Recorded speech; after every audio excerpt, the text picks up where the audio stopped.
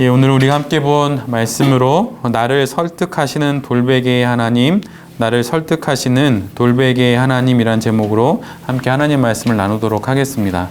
여러분은 성경을 읽으실 때 혹시 어떻게 읽으시나요? 창세기의 말씀으로부터 성경을 읽게 되지만, 그래서 태초에 하나님이 천지를 창조하시니라 이 말씀으로 성경이 시작되지만, 마틴 부버라고 하는 사람을 성경을 이렇게 이야기했어요. 태초에 관계가 있었다. 사실 성경을 처음부터 끝까지 읽다 보면 다 관계에 대한 이야기입니다.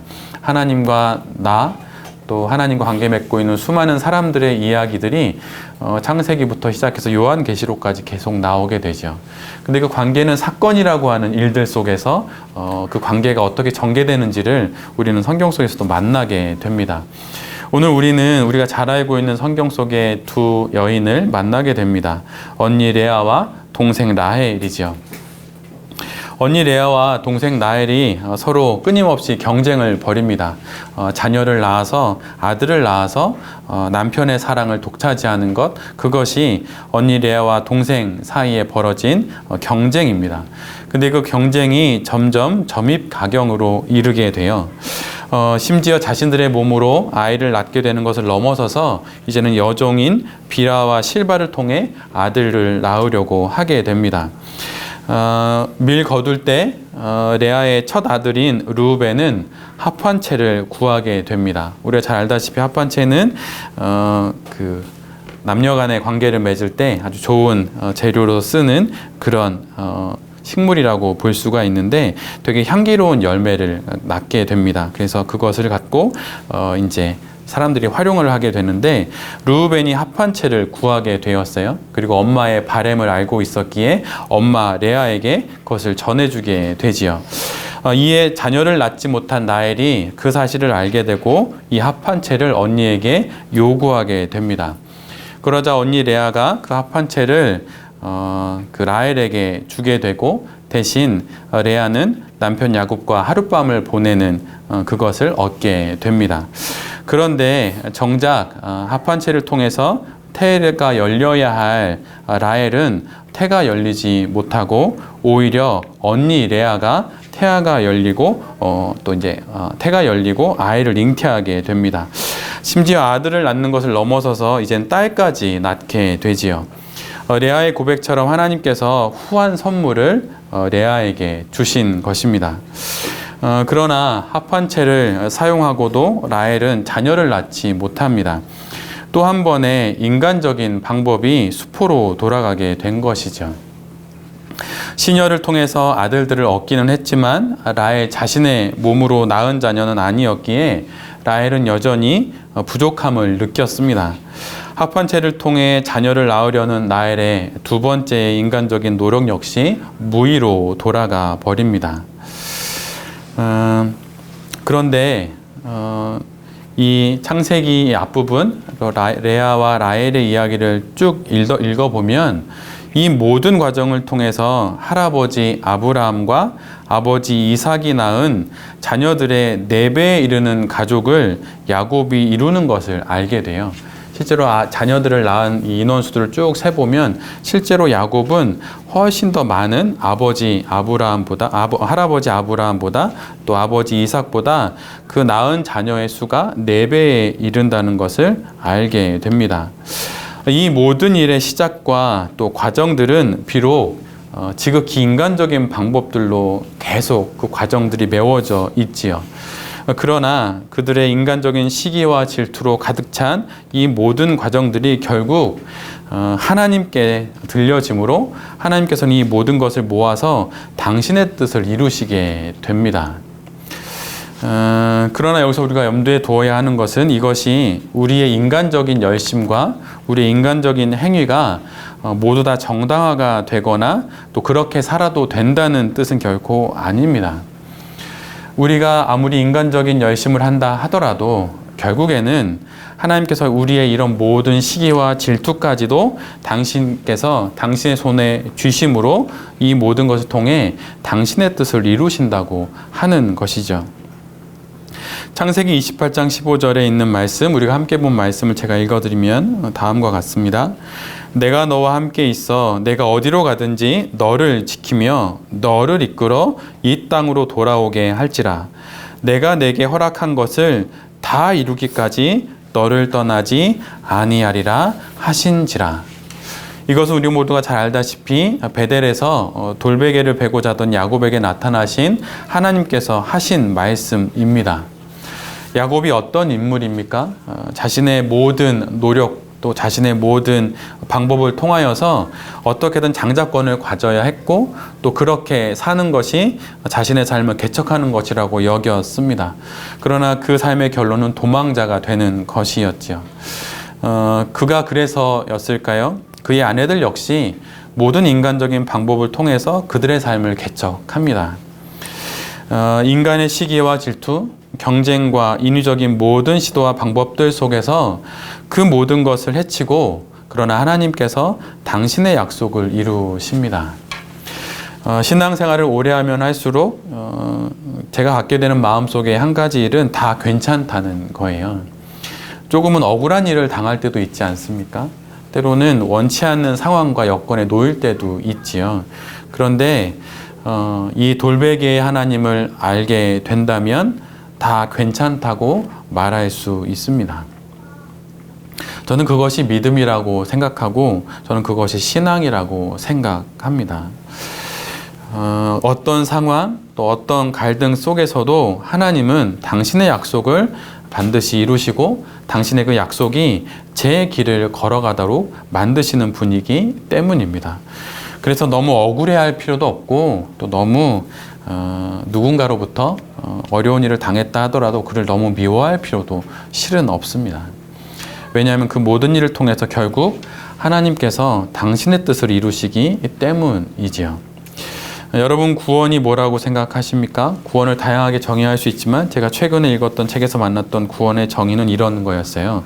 구원이란 시간과 공간 속에서 이제 비로소 하나님과 관계를 맺을 수 있게 된 것이다. 구원론의 책들이 되게 두껍습니다. 읽어보면 처음부터 끝까지 쭉 읽기는 읽지만 한 4-5번을 읽어야 이해가 될 것 같아요. 그런데 그 구원이란 시간과 공간 속에서 이제 하나님과 내가 관계를 맺을 수 있게 됐다는 거예요. 근데 그것을 아는 것이 구원에 대한 확신이고 그것을 내가 마음속으로 나 이제 구원받았구나라는 것을 마음속으로 기쁘게 여기는 것이 구원의 기쁨입니다. 그리고 그 구원의 확신과 구원의 기쁨 속에서 나의 삶 속에 그 구원의 삶을 살아가는 것이 바로 구원받은 사람의 삶인 거죠. 여러분에게도 또 우리 모두에게도 그런 구원의 확신 넘어서서 구원의 그 기쁨 또 그 구원을 살아내는 것이 우리 안에 있기를 간절히 빕니다. 신앙이란 그것을 느끼는 거예요. 나의 삶 속에 구원이 왔다. 내가 구원을 안다. 내가 구원의 기쁨이 있다. 내가 이제 구원을 산다. 이것을 아는 것이 바로 성도입니다. 대단한 교리를 알고 대단한 어떤 신적인 경험들을 하고 이런 것들이 구원이 아니에요. 물론 그것들이 있으면 좋습니다. 없는 것보다는 있는 게 훨씬 나아요. 하지만 구원이라고 하는 것은 구원파들이 말하는 대단한 교리들을 막 헤치고 들어가서 무엇인가를 아는 것, 물론 그것이 필요하긴 하지만 그래서 정통 교회에서도 그걸 가르치기는 하지만 중요한 것은 내가 이제 구원받아서 하나님과 시간과 공간 속에서 그분과 관계를 맺게 되었다라는 것을 아는 것입니다. 그래서 그 관계를 아는 것을 통해서 나의 삶 속에 나의 어떤 실수와 나의 어떤 실패, 때로는 내가 무엇인가 좀 했던 잘한 일들, 그 모든 것들을 통해서 마침내 하나님께서 나의 삶 속에 약속하신 그 모든 일들을 이루어 가시는 것이 바로 구원받은 자의 삶 속에 나타나는 일들이에요. 창세기 28장의 베델의 하나님을 만나는 장면, 저는 그 장면을 읽을 때면 우리 교회의 이름과 똑같은 이름의 책을 썼던 장준하 선생이 떠오릅니다. 파주에 가면 그분의 묘소가 있어요. 근데 좀 약간 허름합니다. 근데 한 번쯤은 가보면 좋겠다는 생각이 듭니다. 저도 돌베개 교회를 세우기 이전에 한번 거기에, 물론 그 전에도 한두 번 갔는데 그 전에 다시 한번 마음을 또 새롭게 하기 위해서 파주에 있는 장준하 선생의 그 묘소에 갔었습니다. 사상계를 발간했고 또 일본에서 신학을 공부하기도 했고 또 항일 운동에 앞장서기 위해서 또 군인으로도 인생을 살았던 장준하 선생인데 그 장준하 선생님이 쓰셨던 돌베개라는 동일한 제목의 책이 있습니다. 근데 그 책에 이런 대목이 나와요. 저도 이 대목을 보고 깜짝 놀랐어요.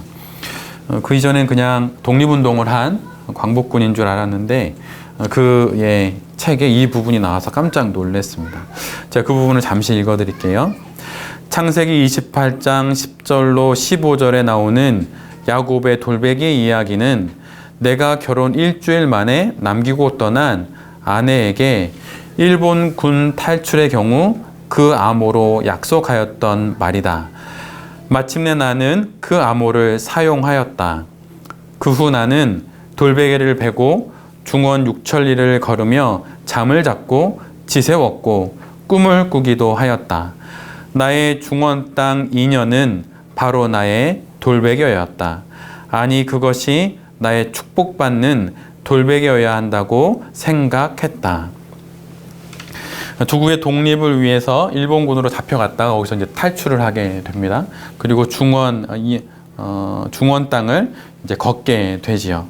그럴 때 이제 일본군으로 잡혀가면서 아내에게 말했던 거예요. 내가 혹시 탈출하게 되면 그때 암호를 사용하게 될 텐데 창세기 28장 이 말씀을 암호로 말하겠다고 이야기하게 되는 것이죠. 조국의 독립을 위해 떠난 그 길, 광활한 대지 위에서 배웠던 그 돌베개가 결국 해방의 기쁨으로 이어지게 하신 그 약속의 하나님을 장준하 선생은 그 중원 6천리의 길에서 만났던 것입니다.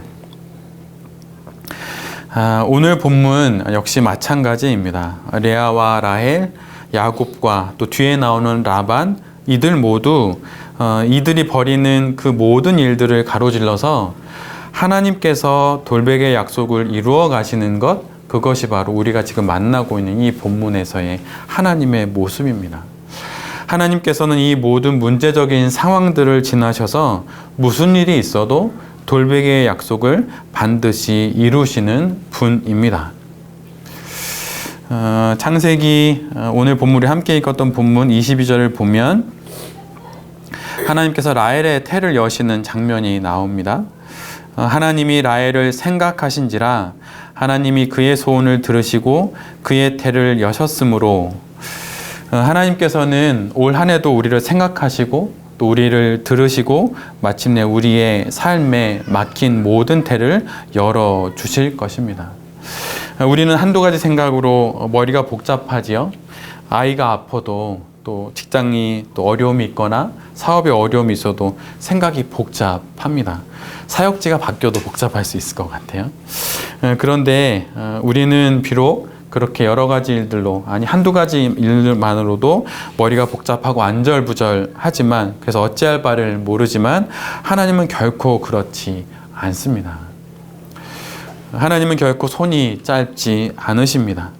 레아를 돌보셨던 그 하나님께서 라헬도 돌보셨습니다.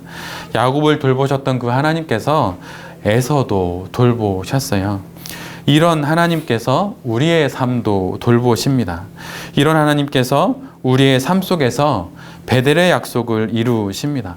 그 약속을 다 이루시기까지 결코 우리를 떠나지 않으십니다.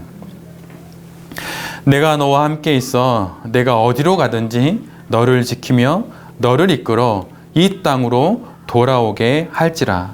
내가 내게 허락한 것을 다 이루기까지 너를 떠나지 아니하리라. 이것이 오늘 2020년 이 새해 첫 주일을 살아가는 우리 모두에게 들려주시는 주님의 말씀입니다. 올 한 해 우리가 어디로 갈지 또 어떻게 갈지 우리는 모릅니다. 정말 아무것도 모르지요. 그러나 주님께서 우리에게 허락하신 그 약속을 다 이루시기까지 결코 그분은 우리를 떠나지 않으실 것입니다.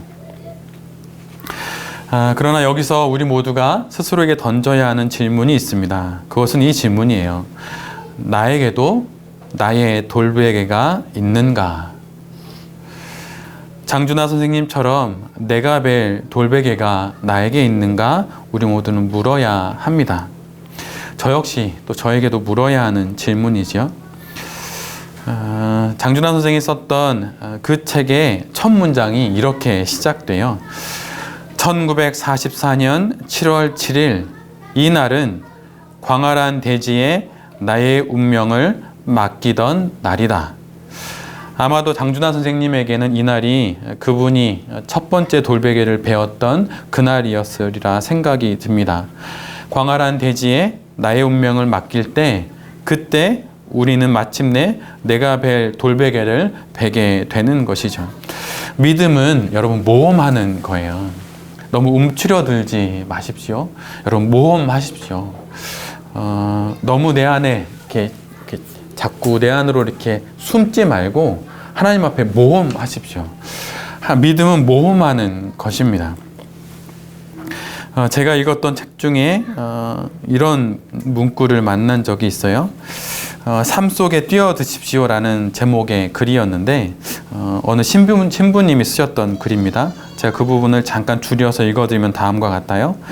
단지 숨을 내쉬고 들이쉬기 때문에 살아있다고 말할 수는 없습니다. 삶이란 흥분을 안겨주는 사건이니까요.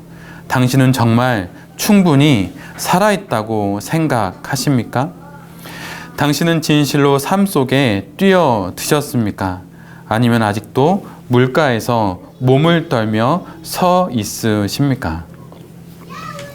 단지 숨을 쉰다고 또 숨을 들이쉰다고 그것으로 내가 살아있는 것은 결코 아닙니다. 내가 충분히 살고 있는 것은 결코 아닙니다. 내가 그리스도 예수를 믿는다면 하나님 앞에 과감히 뛰어드십시오.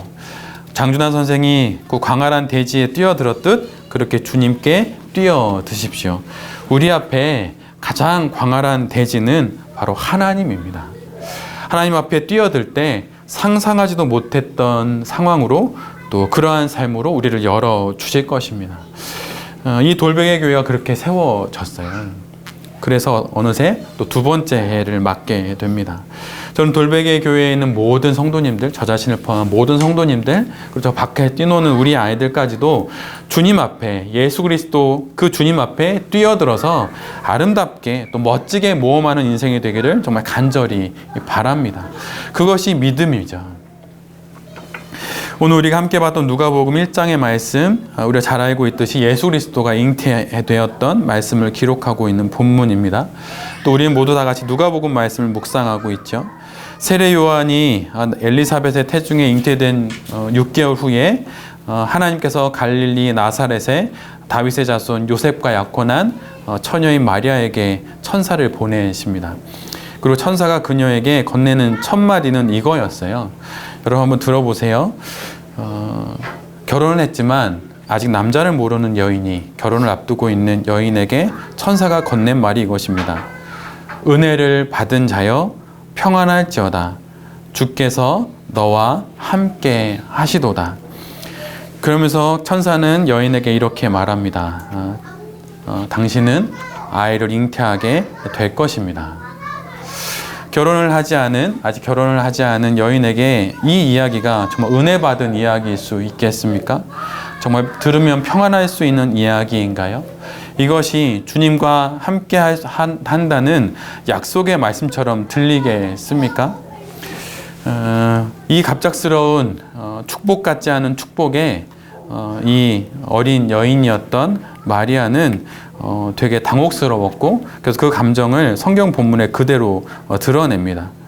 이런 인사가 어찌함인가? 어찌 이 일이 내게 있을 것인가? 이렇게 묻게 됩니다. 당혹스러워하는 마리아의 마음이 정말 그대로 느껴집니다. 저는 지난 한 주간 이 말씀 묵상하면서 비록 한 패러그랩 정도밖에 안 되는 문단이었지만 정말 혼란스러웠겠다. 만약 제가 결혼을 앞두고 있는 남편의 입장으로 또 갑자기 주님께서 저는 잉태할 수 없으니까 하나님께서 자네에게 아들을 줄 거다 이렇게 말씀을 하시고 그 아들을 결혼을 앞둔 제 아내에게 소개시켜줘야 된다면 하나님이 내게 주신 아들이야 이렇게 말하면서 소개시켜준다면 저랑 결혼할 그 아내가 그것을 어떻게 받아들일까요? 만약에 내가 여인이라면 사실은 내가 결혼 전에 성령님이 나에게 아이를 잉태하게 했어. 근데 다윗의 왕위에 오를 사람이래. 예수 그리스도래. 메시아래. 이렇게 말한다면 그 남편이 어떻게 받아들일지 아마 상상도 못할 그 여러 일들을 생각하며 여인은 매우 두려워했을 것입니다. 아마 그 가브리엘 천사의 그 이야기를 듣고 이게 도대체 무엇인가? 엄청 많이 고민했을 거예요. 그런데 이 마리아의 이 고민과 염려와 근심과 걱정들이 다음과 같은 문장으로 끝나게 됩니다. 마리아가 이르되 주의 여종이오니 말씀대로 내게 이루어지이다. 주의 여종이오니 말씀대로 내게 이루어지이다. 하나님의 끊임없는 설득으로 인하여서 마침내 마리아의 생각과 마음, 그의 경험과 상식의 한계가 무너지게 된 것입니다. 올 한 해 우리의 생각과 마음과 경험과 상식의 한계도 이렇게 하나님의 설득으로 연이어 무너지게 되기를 간절히 소원합니다. 주님의 포기하지 않으시는 설득으로 나의 불안과 걱정, 나의 불신과 염려를 뚫고 마침내 나로 항복하게 하시는 주님의 사랑이 이 해에 우리 모두의 삶에 일어나기를 간절히 소원합니다. 새로이 주신 2020년 이런 일이 어찌함입니까? 라는 탄식과 어려운 상황 앞에서 하나님의 모든 말씀은 능하지 못하심이 없느니라 라고 말씀하시는 하나님의 음성을 듣는 우리 모두가 되기를 빕니다.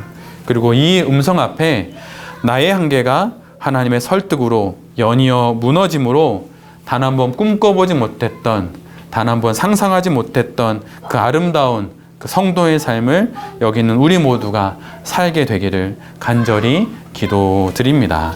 아멘.